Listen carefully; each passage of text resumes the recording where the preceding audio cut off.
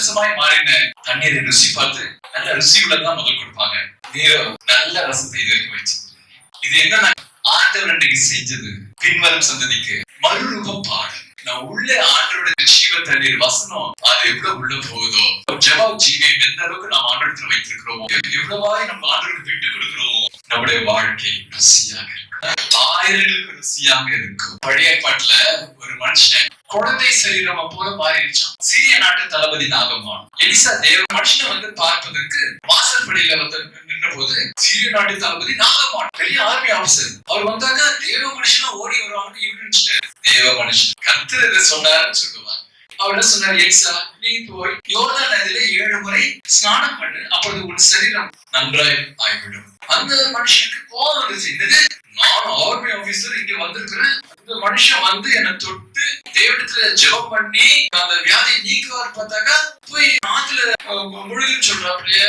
அது தமஸ்கு பட்டணத்துல என்ன 2 ஆறு இருக்குது, நான் ஏன் இங்க யோர்தான் நதியில வந்து ஸ்நானம் பண்ணணும் அப்படின்னு சொல்லி கோபத்தோட எல்லாம் ரத்தம் தேரு குதிரைகள் எல்லாம் எடுத்துட்டாங்க.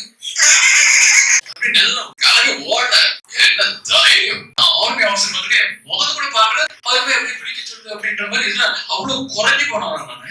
என்ன என்ன என்ன இது ஆவியாரோட சத்தமா இல்லை. தன் இஷ்டப்படி நான் யார் தெரியுமா, நான் ஆர்மி ஆபீசர், நான் பதவி தெரியுமா, என்னுடைய ஸ்டேட்டஸ் தெரியுமா. அப்புறம் சீரிய நாட்டு தளபதி நாகமானுடைய ஊழியக்காரர்கள், ஐயா தேவ மனுஷன் ஒரு பெரிய காரியத்தை செய்ய சொல்லித்தான் செஞ்சிருப்பீங்களா, நீங்க போய் ஸ்நானம் பண்ணுங்கன்னு சொல்ற செய்ய வேண்டியதானே அப்படின்னு சொன்னோன்னே அப்போ வந்துச்சு பாருங்க மனசு, அப்படியா சரி சரி சரி சரி சரி அப்படின்ட்டு இப்பதான் திவாண்டு ஆவியானவர் அந்த மனசு மாறுது பாருங்க. அதுதான் குழந்தை மனசு. ஆவியில் இழிவுள்ளவர்கள் பாக்கியவான்கள், பரலோகராஜ்யம் அப்படிப்பட்டவர்கள். ஹல்லேலூயா. அப்புறம் போய் 7 தடவை யோர்தான் நதியில மூழ்கி எழுந்த பிறகு வேதம் சொல்லுகிறது, தேவனுடைய மனுஷன் வார்த்தையின்படி யோர்தானில் 7 தடவை மூழ்கின பொழுது அவன் மாம்சம் அவன் சுத்தமானான். ஹல்லேலூயா.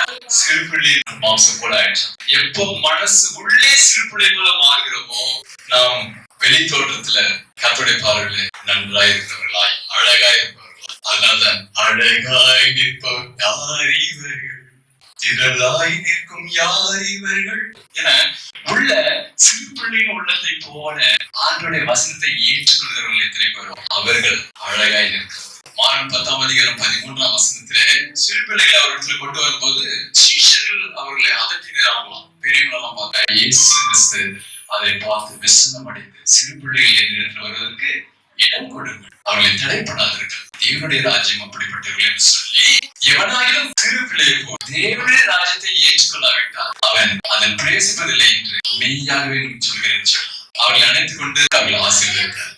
தேவனுடைய ராஜ்யம் போல ஆண்டவருக்கு கீழ்ப்படுகிற ஒரு உள்ள மார்க்கம் உடனே வெளி தோற்றம் மாறுகிறது. ஹல்லேலூயா.